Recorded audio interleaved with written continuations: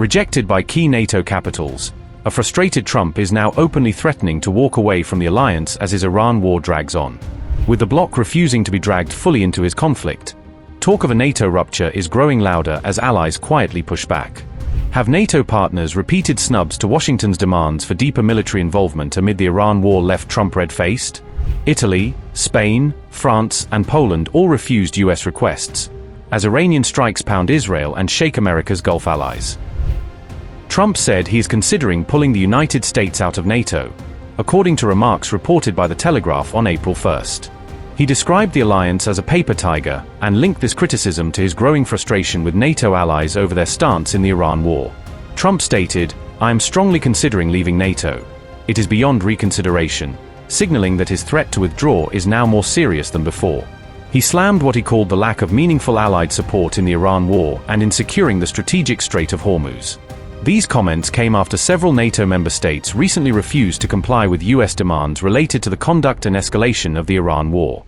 Poland has reportedly refused a request to relocate its Patriot air defense systems to the Gulf region amid escalating tensions.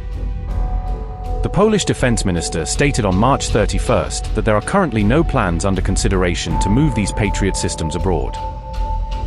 Poland emphasized that its Patriot batteries remain critical for safeguarding national airspace and reinforcing NATO's eastern defensive posture. Poland's defense minister said, and I quote, "Our Patriot batteries and their armaments are used to protect Polish airspace and NATO's eastern flank. Nothing is changing in this regard, and we have no plans to move them anywhere. Our allies are well aware of and understand the importance of our tasks here. Poland's security is an absolute priority." End quote. Reports indicate that the United States and its Gulf partners have expended more than 1,000 Patriot missiles within just 16 days of conflict. Poland's refusal follows indications that Washington had requested at least one Patriot system from Warsaw to support regional defense needs. According to Politico, US officials conveyed that air defense stockpiles positioned in the Middle East are currently under considerable strain. Beyond Poland, Washington is also believed to have approached multiple NATO allies for additional air defense deployments.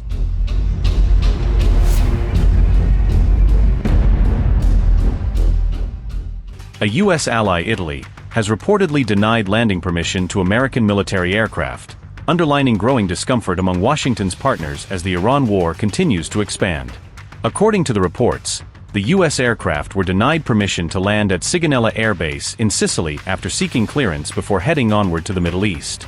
The aircraft had reportedly requested landing permission as part of their route toward the Middle East, but Italy did not allow the stopover at the base.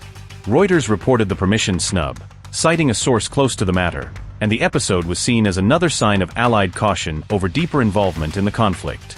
Italy has now joined a growing list of U.S. allies that appear to be keeping some distance from the war, even as pressure builds around Washington's next moves.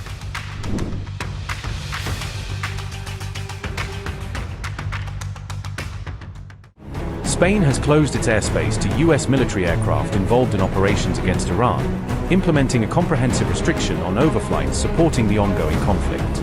This measure extends beyond Spain's prior refusal to grant U.S. forces access to military installations within its sovereign territory for logistical staging. The policy shift received initial coverage from El País, citing defense sources, preceding formal governmental acknowledgement of the airspace control determination. As we've said from the beginning, we will not authorize the use of Moran and Rota for any acts related to the war in Iran. We have made this clear to the American government from the beginning. We don't authorize either the use of military bases or the use of airspace for actions related to the war in Iran. Spain's strategic geographic placement positions it as a primary aerial corridor connecting North American bases with Middle Eastern operational theaters efficiently. U.S. military flights must now execute circuitous routing to circumvent Spanish airspace entirely when transiting toward regional deployment zones. Extended flight profiles consequently elevate fuel expenditures, extend mission timelines, and complicate operational scheduling across affected airlift formations. The prohibition reportedly excludes genuine emergency diversions, preserving limited operational flexibility for unanticipated in-flight contingencies. Spanish Prime Minister Pedro Sánchez has emerged among principal European critics of military engagements directed against Iran during the escalation phase.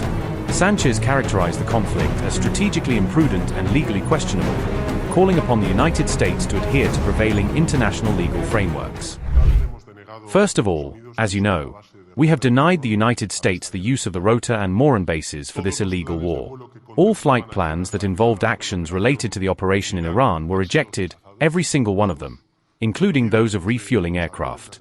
It has not been easy, but I believe we have done so because this is allowed, among other things, by the bilateral agreement governing these bases, and because we are a sovereign country that does not wish to take part in illegal wars.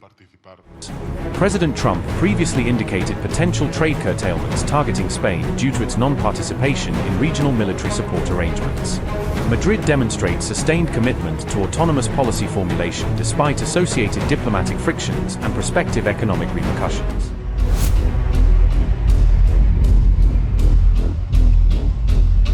The US president has publicly expressed dissatisfaction with NATO allies that have not supported operations against Iran. On March 31st, Donald Trump criticized both France and the United Kingdom through a post on Truth Social. He suggested that the United Kingdom should either source oil directly from the United States or assert control over the Strait of Hormuz. Trump also stated that allied nations may need to take greater responsibility for their own defense capabilities going forward. The US president said, and I quote, "All of those countries that can't get jet fuel because of the Strait of Hormuz, like the United Kingdom, which refused to get involved in the decapitation of Iran, I have a suggestion for you. Number 1, buy from the US, we have plenty, and number 2, build up some delayed courage, go to the Strait, and just take it.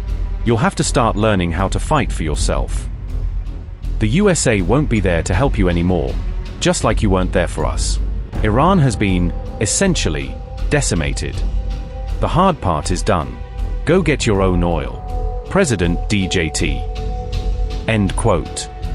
Trump also criticized France for declining to allow aircraft carrying military supplies to Israel to transit through its airspace.